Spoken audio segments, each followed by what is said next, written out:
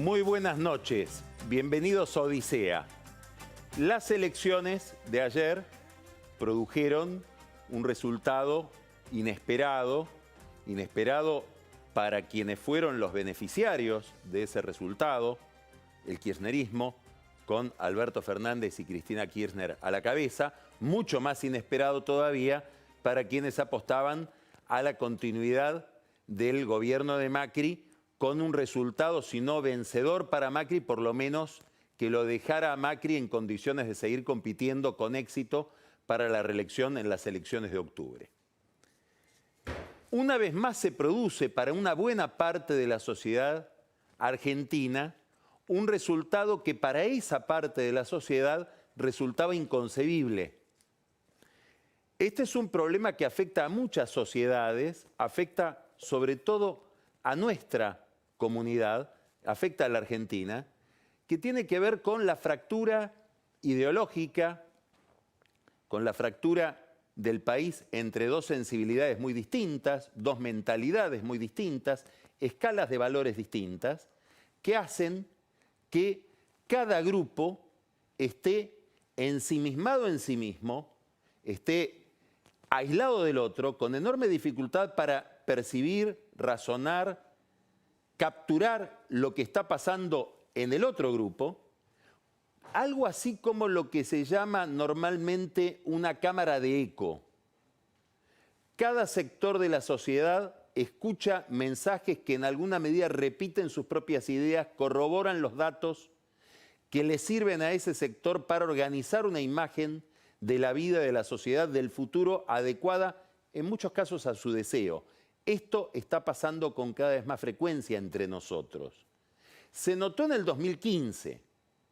En el año 2015, el triunfo de Macri fue inconcebible para buena parte de la sociedad argentina que esperaba el triunfo de Scioli y de alguna manera la continuidad del kirchnerismo. Fue inconcebible para la propia Cristina Kirchner. Hay que recordar que el 9 de diciembre, desde el balcón de la Casa Rosada, Cristina Kirchner pronunció un discurso diciendo sintéticamente: el resultado de las elecciones que van a poner mañana a Macri en el gobierno, esto era un día antes de la asunción de Macri, el resultado de esas elecciones se debe a un malentendido que los medios de comunicación hegemónicos, la justicia al servicio de esos medios de comunicación, las grandes corporaciones y sobre todo los acreedores externos han puesto ese malentendido en la cabeza de los votantes que, no llegó a decirlo, votaron equivocados. Una buena parte de la sociedad argentina entendió que con la llegada de Macri al poder había sucedido eso, algo que no podía suceder. Bueno, algo parecido está pasando hoy del otro lado. Y la principal manifestación fue la conferencia de prensa que dio hoy Macri, con Miguel Pichetto al lado, que en su lógica es bastante parecida a aquel discurso que pronunció Cristina desde el balcón de la Casa Rosada el 9 de diciembre. Hoy Macri dijo de un modo u otro que el problema que está viviendo hoy la Argentina es que la gente se equivocó al votar. Lo dijo de otra manera, no llegó a decir esto. Dijo, bueno, lo que pasa es que la gente eligió a un grupo de representantes encabezados por Alberto Fernández y Cristina Kirchner, que a los mercados, él dijo, al mundo, no le resultan confiables. Habría que esperar entonces que la gente interprete bien qué es lo que resulta confiable para el mercado y vote en esa dirección. O habría que esperar, que daría la impresión de que es lo que espera Macri, que Alberto Fernández le dé la espalda a aquellos que lo votaron para cambiar esta política económica por las consecuencias que tiene, sobre todo en materia de recesión, le dé la espalda a esa gente, adhiera a la política económica y de esa manera los mercados se calmen. Bueno, es una idea bastante disparatada que no captura lo esencial del fenómeno democrático, que es que las políticas están referidas al voto de la gente, más allá de que la gente tenga una visión técnicamente acertada o equivocada del problema al que se está refiriendo. Los que eligen el sistema democrático, los que elegimos el sistema democrático como mejor sistema para vivir, entendemos que es mejor referir las políticas públicas al voto de la gente y a la comprensión de la mayoría que a un grupo de iluminados. Estas ideas por las cuales habría que esperar que la gente vote satisfaciendo al mercado son ideas por lo menos predemocráticas, que en otra época justificaban de buena fe, entre comillas, la idea del fraude. El fraude sirve o servía para corregir los errores de la gente en la comprensión de lo que le convenía al país y de lo que le convenía a sí misma. Bueno, esta idea es una idea que va a traer seguramente una cantidad de problemas en los próximos días si es que el gobierno se mantiene en esta dirección. ¿Qué es lo preocupante? Lo preocupante es que la negación de lo que sucedió anoche se manifestó en el discurso de Macri, sobre todo en el discurso de Carrió, que llegó a decir, esta elección no existió, lo que va a existir es la elección en octubre, y en octubre vamos a ganar, en contradicción con lo que se ha manifestado hoy en las urnas. Esto anoche parecía la derivación de un mal momento emocional, de un shock. Hoy, con la conferencia de prensa de Macri, ese malestar emocional o ese bajón emocional parece haber sido el resultado de una argumentación de un gobierno que se puso en comunicación consigo mismo, que deliberó para ver qué decía y llegó a las mismas conclusiones que había llegado anoche. El presidente decidió no pedir ninguna renuncia en su entorno, algo que le ofrecieron, tanto ayer como hoy a la mañana. Decidió no hacer anuncios de medidas económicas. Hoy están pensando en algunas medidas que el presidente sugirió, van todas dirigidas a aliviar la situación de la pequeña y mediana empresa, seguramente de las empresas embargadas, problemas de crédito, problemas que asfixian a la pequeña y mediana empresa y a la clase media, digamos, que es la que está especialmente enojada con el gobierno.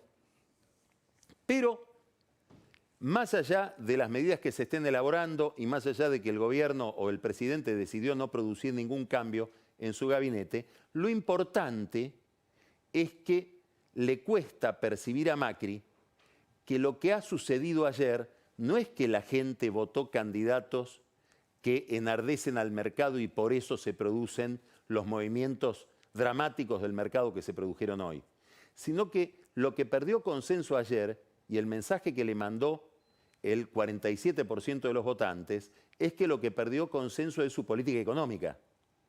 Esto no quiere decir que la política económica del gobierno esté técnicamente equivocada, eso es opinable. Hay quienes creen que es la política económica correcta. Macri cree que es una política económica infalible, que solo le falta tiempo para que se demuestre su éxito. Por eso hoy medio que sugirió, déjenme llegar a octubre y la gente va a entender que este es el buen camino. No importa si está acertada o equivocada, el problema político es que acertada o equivocada perdió legitimidad. Y en un sistema democrático, los gobiernos necesitan la legitimidad popular para llevar adelante sus políticas. Este es el problema central en el que está el gobierno. Claro, hay una paradoja y hay una situación poco frecuente que tiene que ver con la naturaleza misma de las primarias. Las primarias, las PASO, se han convertido en una elección general.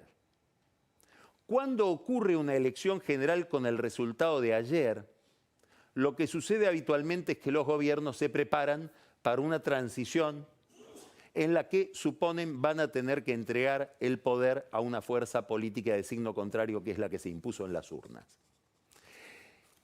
El gobierno de Macri, o Macri, está ante esta paradoja. Tiene que pensar obligatoriamente en una transición, porque los números de ayer indican que es casi imposible revertir ese resultado y le va a tener que entregar el poder a Alberto Fernández, pero al mismo tiempo sigue estando en campaña, porque va a haber elecciones en octubre y en octubre va a haber elecciones de intendentes, de senadores, de diputados, eminentemente una elección en la ciudad de Buenos Aires donde posiblemente se juegue el destino del único líder de Cambiemos o de Todos por el Cambio o del PRO que quede bien parado en toda esta avalancha que el gobierno recibe en contra. Entonces, aquí está la contradicción. Si me entrego a gobernar para terminar mi mandato en orden y entregar el poder en orden, tengo que llegar a un acuerdo con Alberto Fernández porque le guste a Macri o no, y le guste a quienes están con Macri o no. Alberto Fernández hoy la gente lo dotó como el único proveedor o el más importante proveedor de gobernabilidad que puede encontrar Macri y su equipo. Ahora, si el gobierno está en modo electoral, lo que va a tratar es de competir, de rivalizar y de criticar a Alberto Fernández, con lo cual es un enorme estímulo para que él no preste ningún grado de gobernabilidad, que es lo que se espera que suceda. Hoy la conferencia de prensa de Macri va en la dirección que estamos señalando. Lo que eligió fue denostar a Fernández y decir es el culpable de lo que están pasando en los mercados. Y esto es una prueba de lo que va a terminar pasando y de lo que ustedes, los argentinos, van a sufrir si gana Fernández al final del camino. Y lo que es más probable, lo más probable es que gane. Cuando uno habla de esto con el gobierno, cuando uno habla hoy con el gobierno, dicen, bueno, tenemos que mantener ese tono de campaña justamente por los intendentes, los legisladores, el jefe de gobierno de la ciudad, que juegan su destino en octubre. Hay un argumento en contra.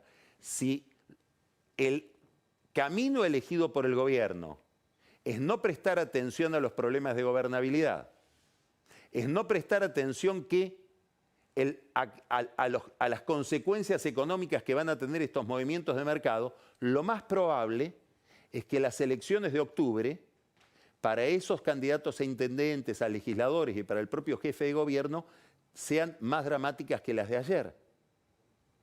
Centralmente, Horacio Rodríguez Larreta ayer sacó 46% de los votos, y si el gobierno sigue por este camino de una especie de alienación respecto de lo que pasa y del mensaje que ha recibido, no habría que sorprenderse de que Larreta saque menos votos en octubre de los que sacó ayer. Esta es la paradoja.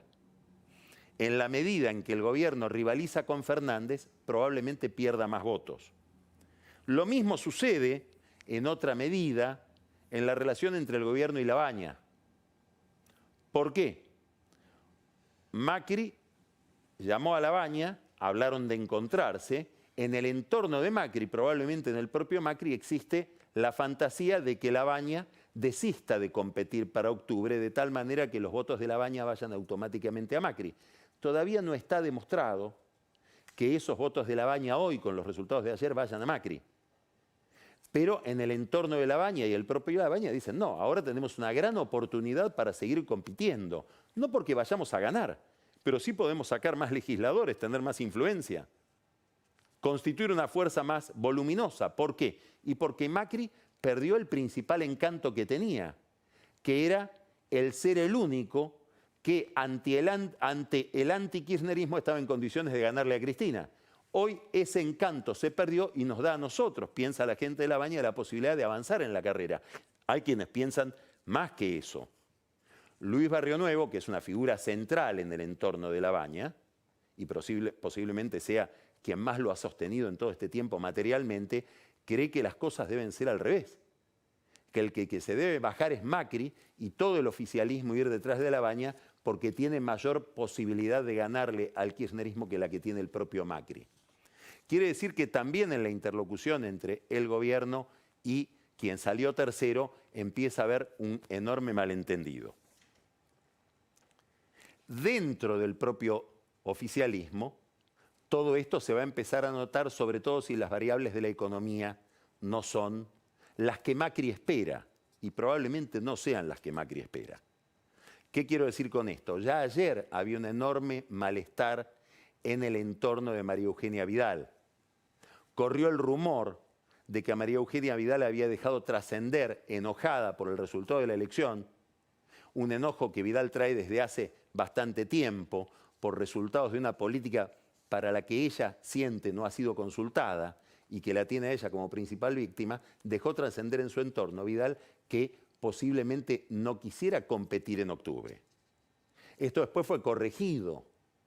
Carrió ayer, cuando apareció en el escenario, pidió que Vidal la acompañara. Vidal no la acompañó.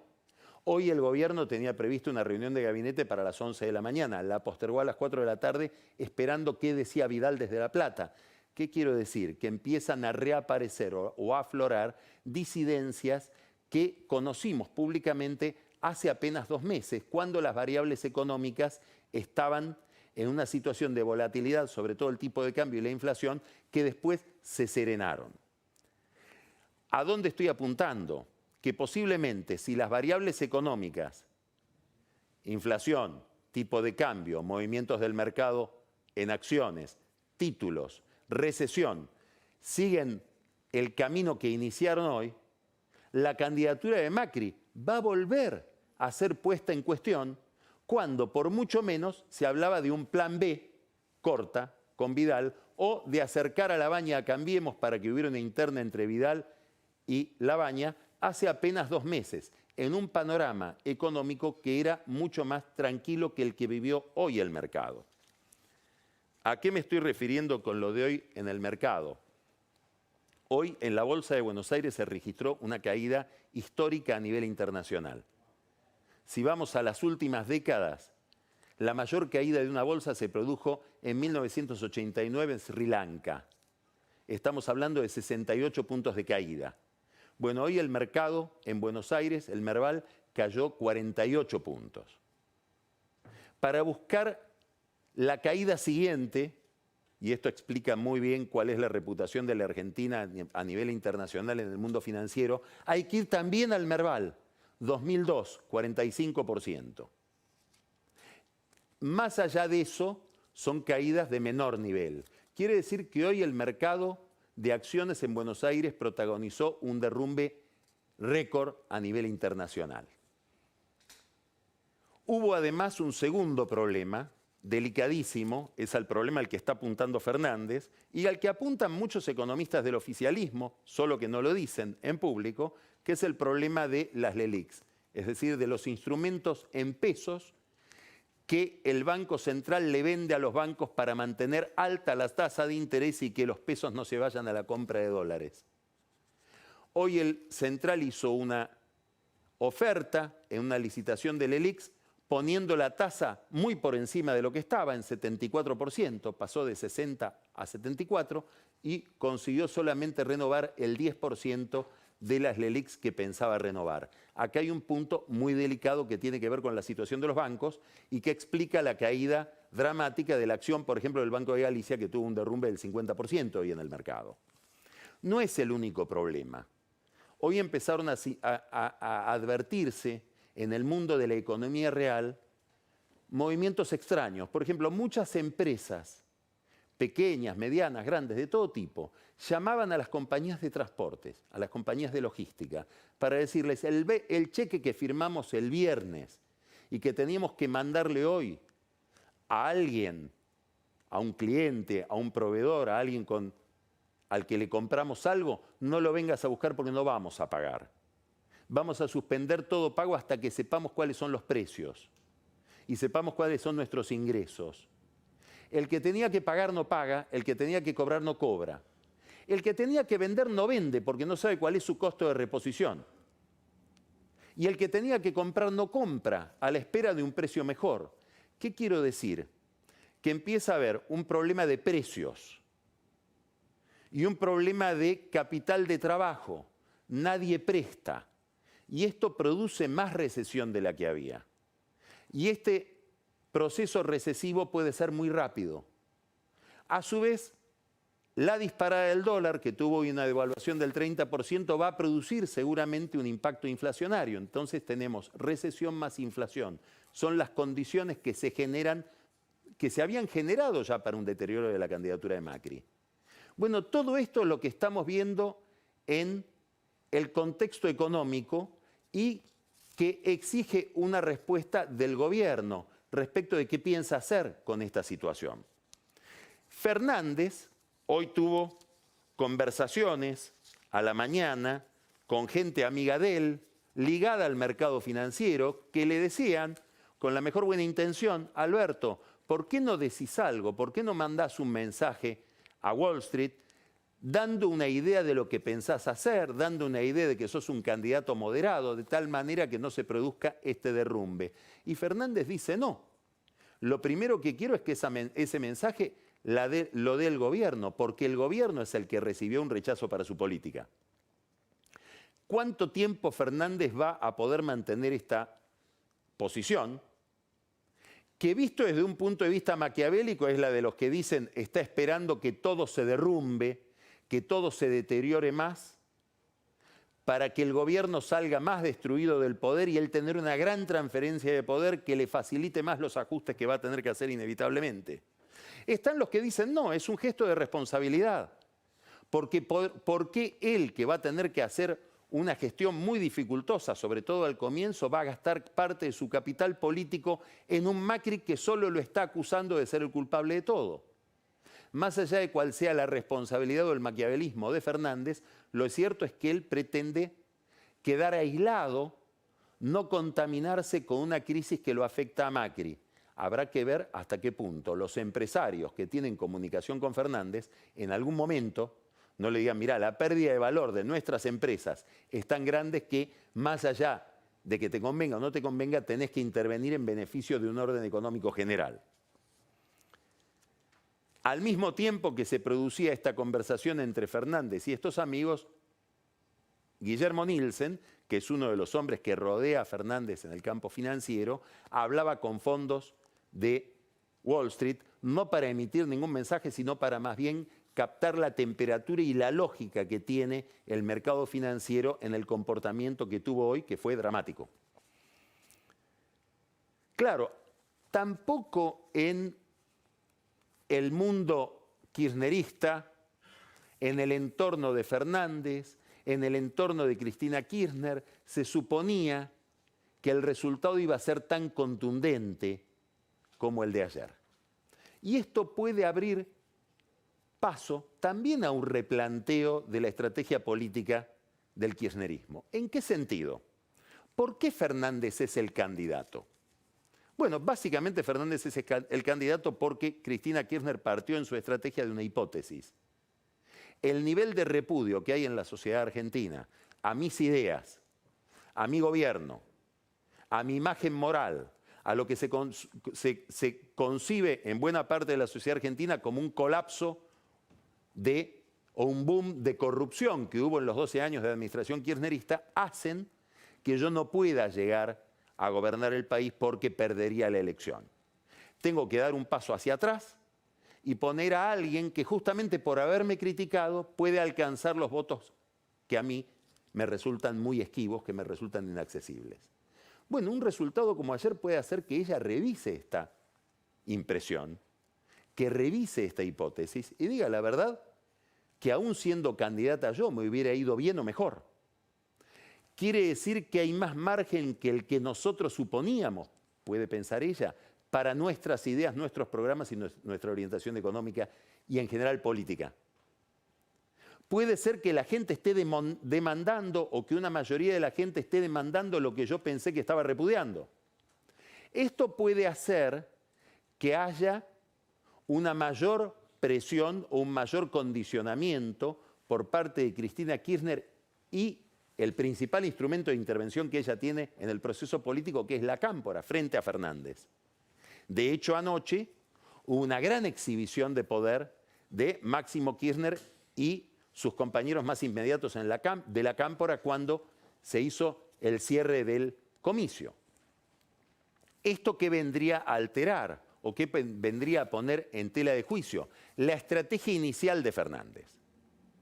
Alberto Fernández tiene una estrategia que supone algo que es bastante evidente, y es que Cristina no ha sido, en los últimos años, sobre todo durante su gestión después de la muerte de Néstor Kirchner, la líder conceptual del peronismo.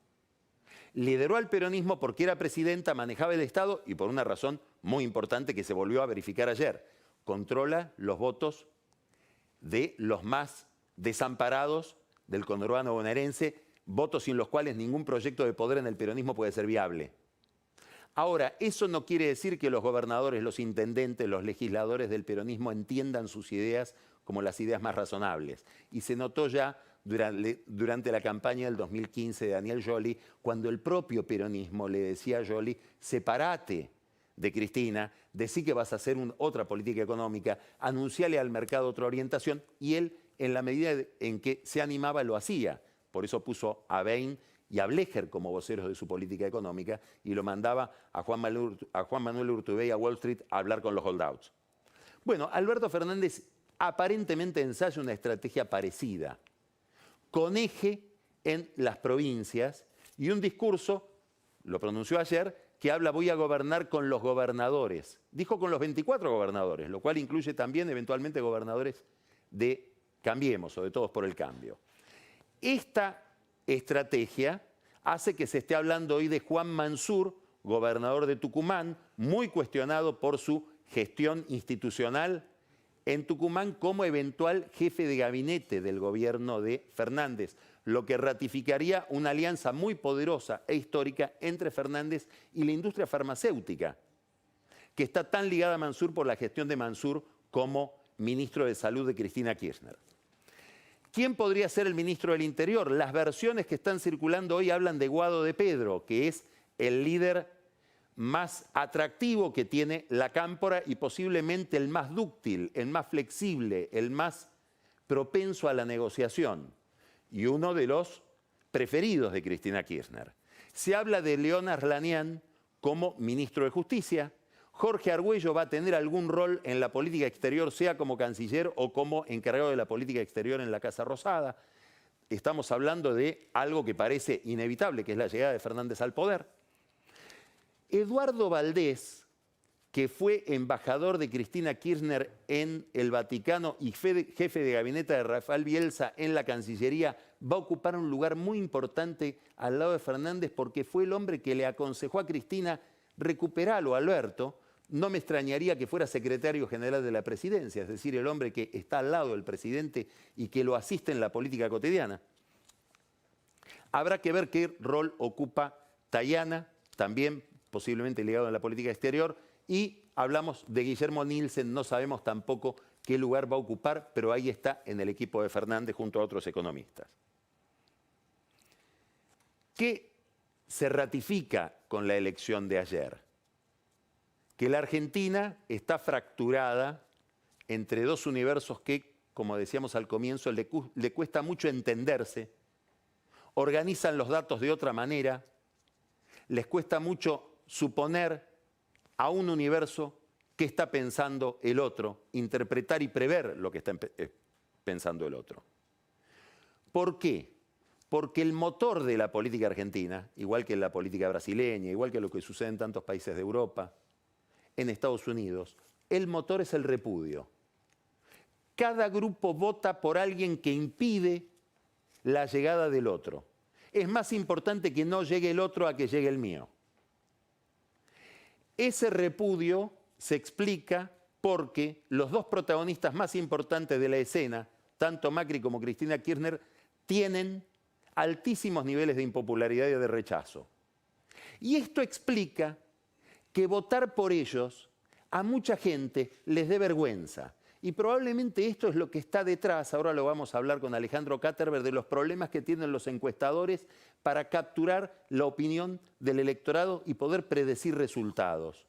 El nivel de repudio es tan grande, la mala imagen o la mala fama de los principales protagonistas de la escena es tan grande que impide que mucha gente confiese a quién va a votar.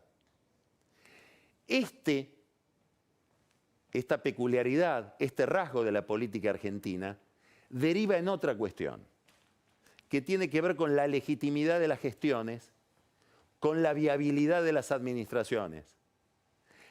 Cada grupo político contrata a un San Jorge para que mate al dragón. Y una vez que San Jorge mató al dragón, no sabemos para qué lo tenemos a San Jorge. Si el único mandato que le damos a un candidato es que impida que llegue el otro, ese mandato se agota en el momento en que ese candidato triunfa en la elección e impide la llegada del otro. Después ese hombre o esa mujer tiene que hacer cosas que no necesariamente fueron materia explícita de un contrato con aquellos que lo votaron. Esto le pasó a Macri. La caída de Macri empezó mucho antes de abril del año pasado, cuando empezó la volatilidad del dólar.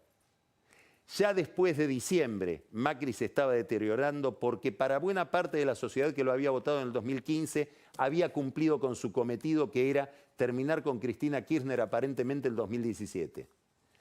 Los que votaron a Alberto Fernández en su gran mayoría le están pidiendo sacarlo a Macri del poder. Habrá que ver si Fernández logra, una vez que lo saque a Macri del poder, que le convaliden todo el resto del contrato. Empezamos Odisea.